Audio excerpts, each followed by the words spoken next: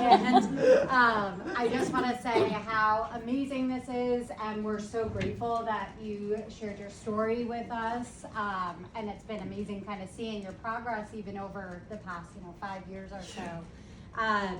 So we want to open up the floor to any questions.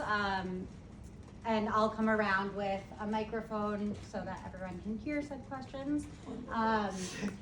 But anyone have any questions about Lindsay's recovery or some of the things she mentioned about healthcare workers? Here, maybe what I'll have you do. Sorry, 1 second. There's only 2 minutes here. Oh, that's okay. We'll figure it out.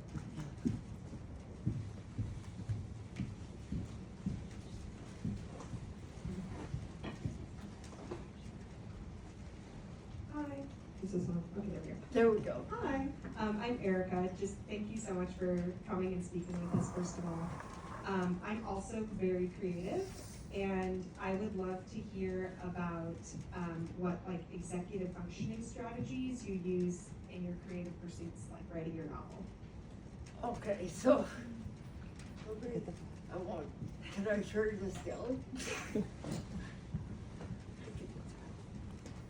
I do speak loud though. You have your mic back up. Oh, just kidding. I forgot. So, for me, it's been interesting.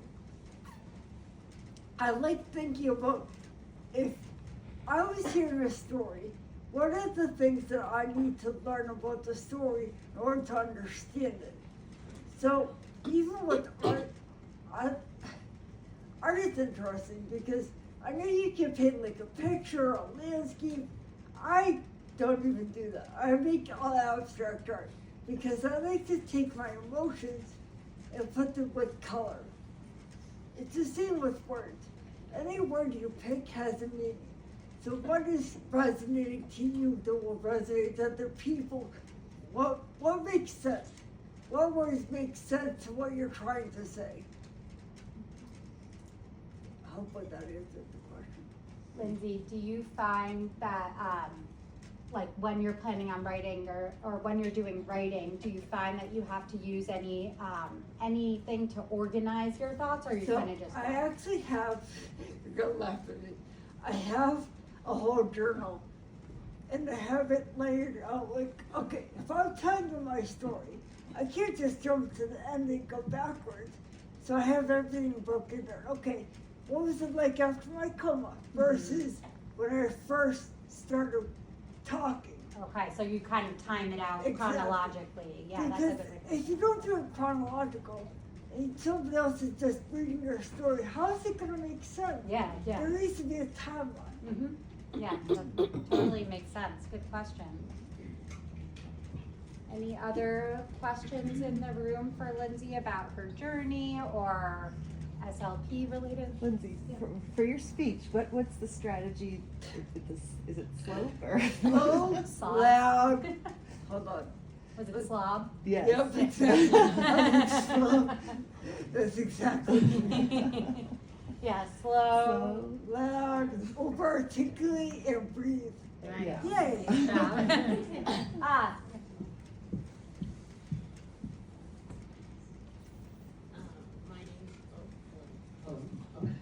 My name is Simone. Thank you for speaking in our class today. I had a question for those moments where therapy might have been really difficult, or the adjustment and changing locations, and you also persevered through the pandemic. What did you kind of do to support you in those frustrating times, and just so that we can also hear your perspective and how maybe we can support other people? I'm actually really glad you just asked that. So, this is something my mom said to me right after I woke up from my coma. Okay, now imagine your life drastically changing. Now how messed up you probably feel and confused. My mom said something to me that I still use to this day. Take only 10 minutes per day to be mad and upset. Let it go and live. You're alive. You can't focus on yesterday. You need to focus on tomorrow. That's been probably one of the biggest things for me. learning how to let go of the negative.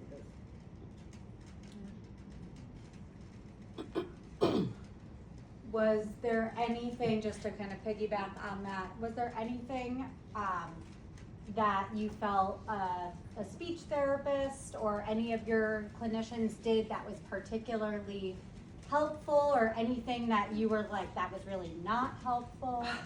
I think the only non-helpful stuff was when I still lived in life care, truthfully. I didn't feel like they wanted to actually see me thrive. They kind of were just accepting of where I was.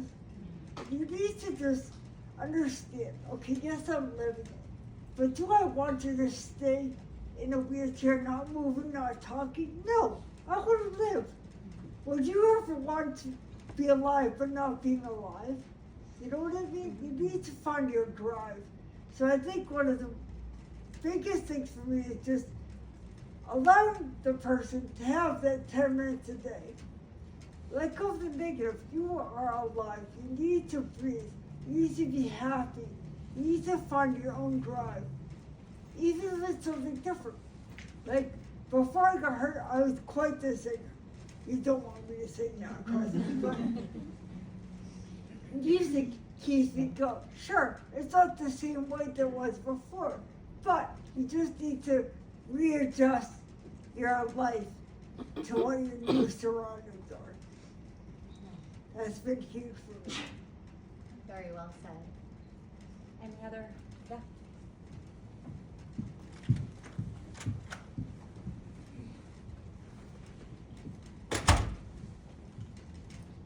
Thank you for speaking with us today. My name is Elise.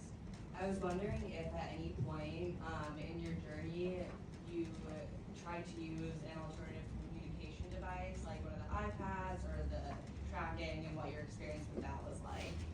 At the very, very beginning, I was relying on the iPad.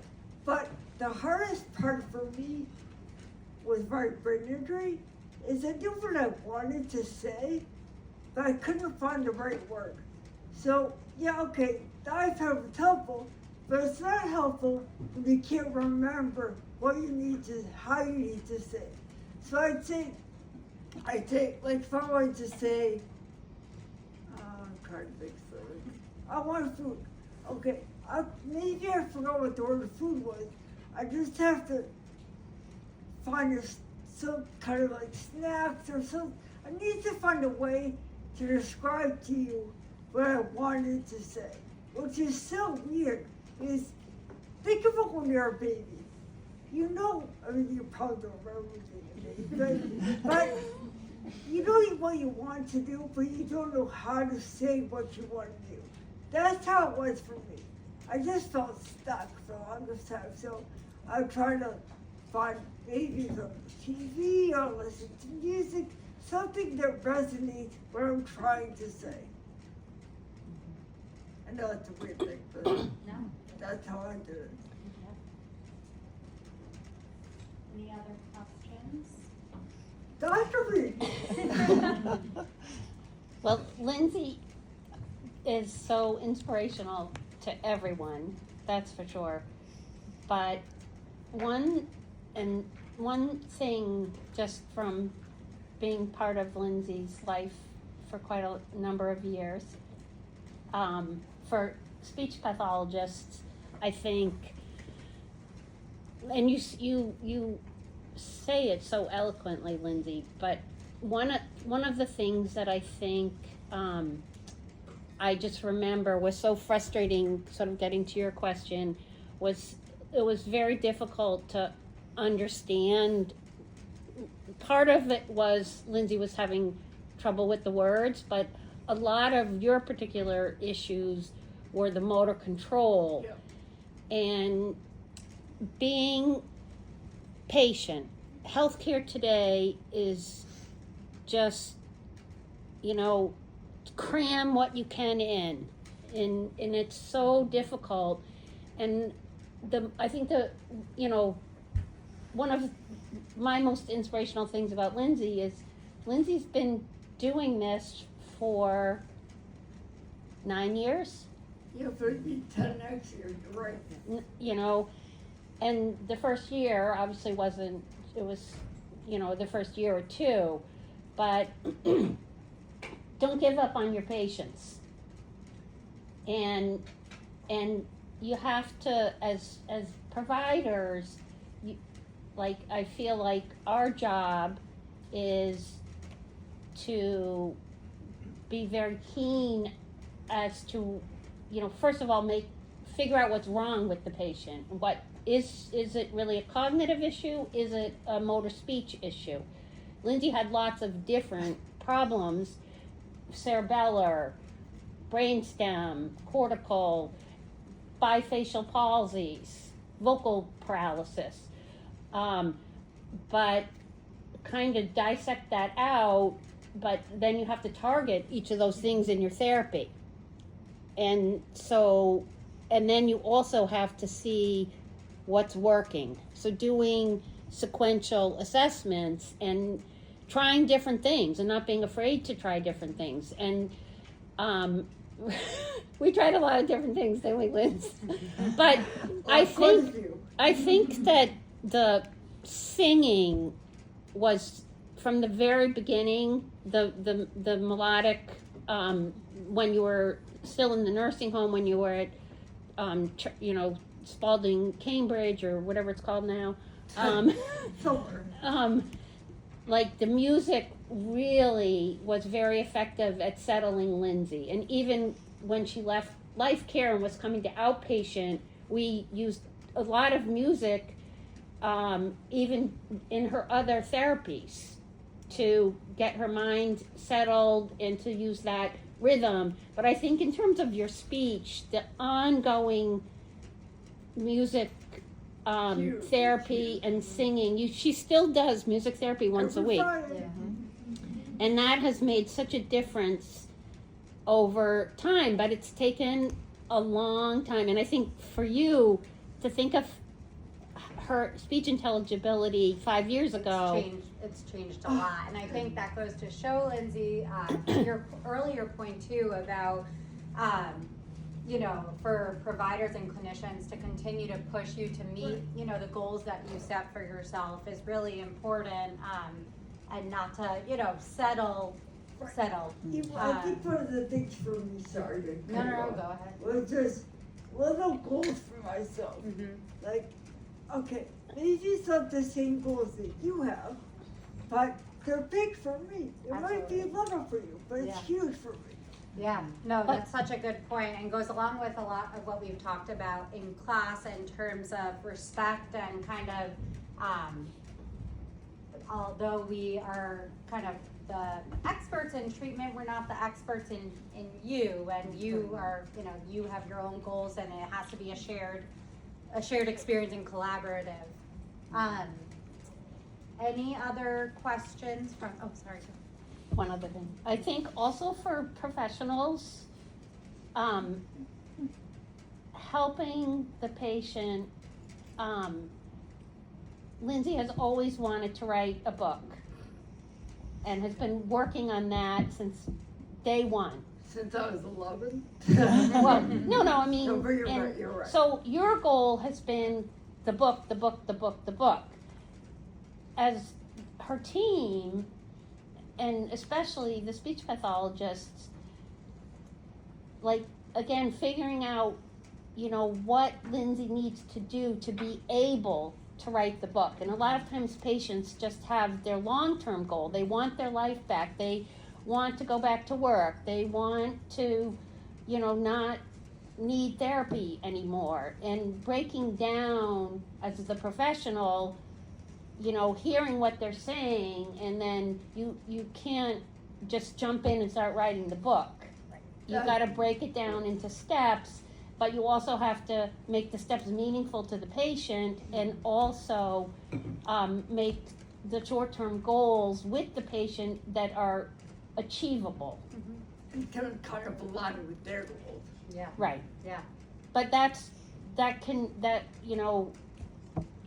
having for people with cognitive and language issues, the speech pathologist is just so essential in breaking down, because you know, helping you to refine your goals, Yep. to target, you know, being able to give a speech. Well, we got to get you to do your strategies over and over and over. And I think also it can be so discouraging and isolating. And being part of your patient's team, patients with neurologic injuries can have a very isolated, and it's very discouraging. And remember that a lot of the patients, like their speech pathologist is They're best friends. there you go, Lynn. Seriously, Yeah. because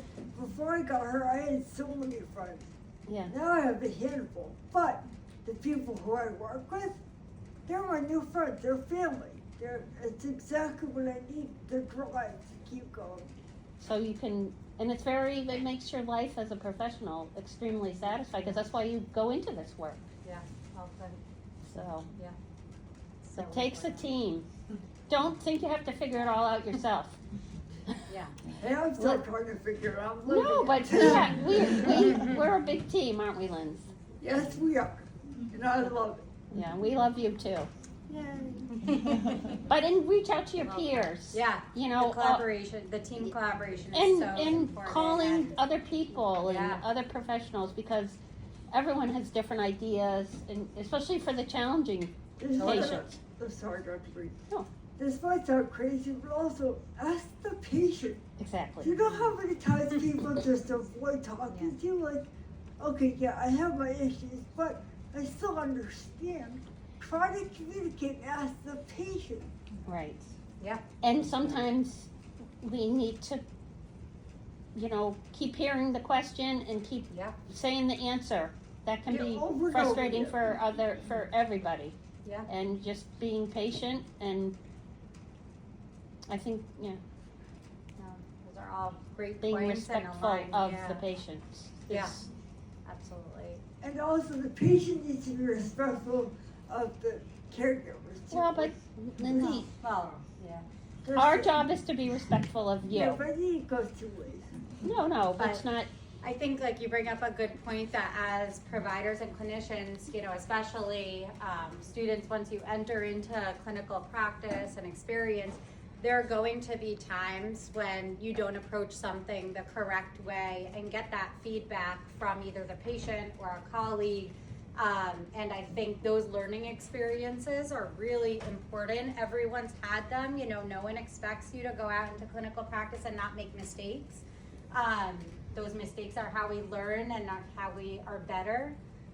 So keeping that in mind, that I think, you know, in the years I've been practicing, I am continued to be humbled by my own patients, and I think that's an important thing to keep in mind, that you're gonna have those moments where you wish you approached something differently, or you wish, you know, a patient will say, why didn't you ask me? And you'll say, I'm sorry, I wish I asked you. And you're going to have those times. And it's what you take from them and learn from them that makes you a better clinician. So thank you, Lindsay, for those and words, also yeah. that every patient, it's not necessarily being wrong Yeah. or correct. It's every patient, and even one patient, one day, you know, you may have your plan of what you're gonna do, and they come in, and you have to, you know, start every day with, you know, how can I help you today? And sometimes you have to change. And it's not necessarily being correct or incorrect. And the way you approach one patient and click in with them might be very different from another patient. Yeah. And different providers work differently with different patients. And different patients have different styles and needs. Everyone is so different, and that variability is what makes the job challenging, but also interesting and rewarding. Yeah, absolutely. Those are all really great points. Yeah. questions back.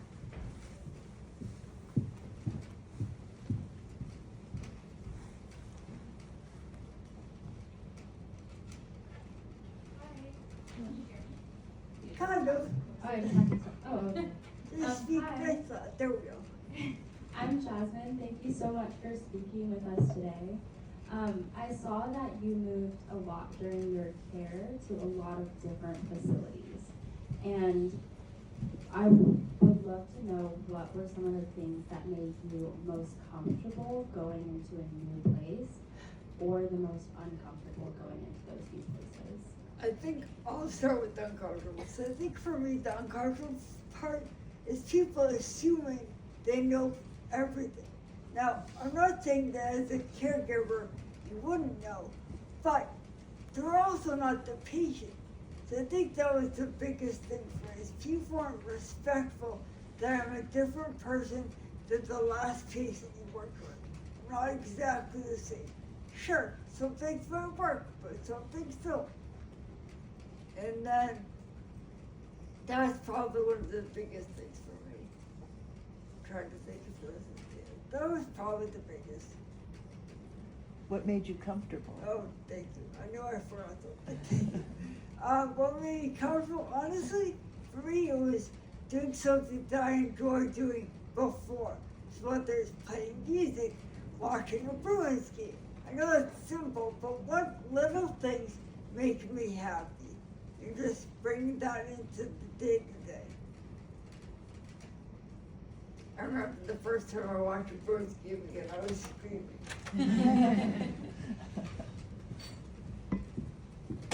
Any other questions from the class? Oh.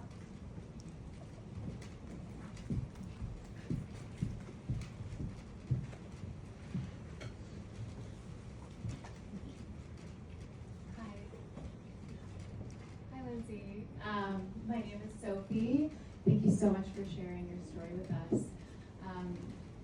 It's been great to hear about the book that you've been working on, and I'm curious about what you are most excited about in your book, or what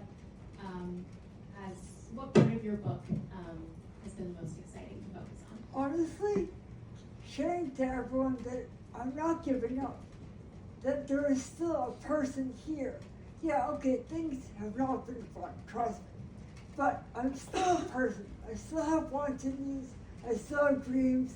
I'm not dead, you know, I'm still here. And I feel like sometimes it's hard because some people act like they're just there. I'm not just here, I still have feelings. That's been one of the biggest parts for me. Anything else? Well, Lynn, thank you so much. We're so appreciative and inspired, and yeah, every year the presentation just like expands and so wonderfully. So thank you so much for coming and sharing your journey with us. Thank you very much.